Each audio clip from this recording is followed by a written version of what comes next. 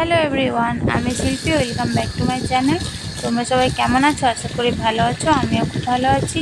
তো সকাল থেকেই ব্লগটা স্টার্ট করলাম। দেখো, ছেলের জন্য কিন্তু মিল্ক শেক বানাচ্ছি। এটা আমি অনেকবার তোমাদেরকে দেখিয়েছি, আবারও আরেকবার দেখিয়ে দিচ্ছি।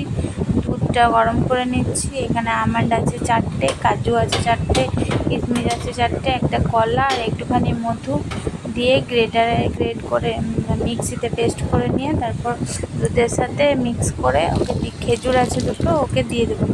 আর আমরাও চা খাবো। তারপরে বাকি যা যা করছি সেটা দেখাতে থাকবো, আর তোমরাও দেখতে থাকো, সাথে থেকো।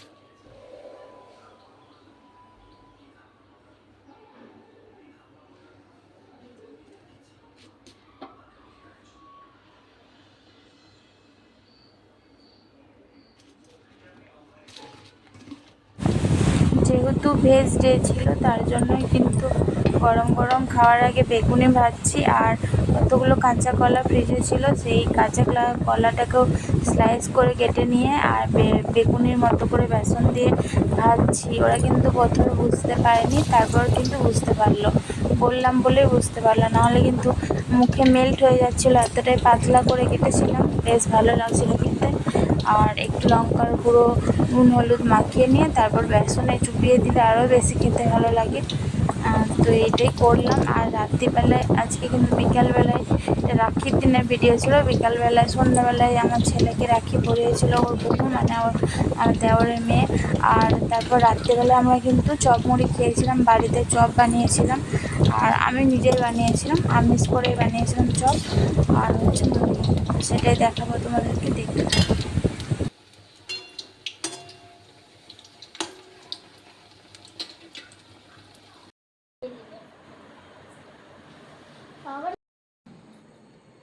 দাদা ভিডিও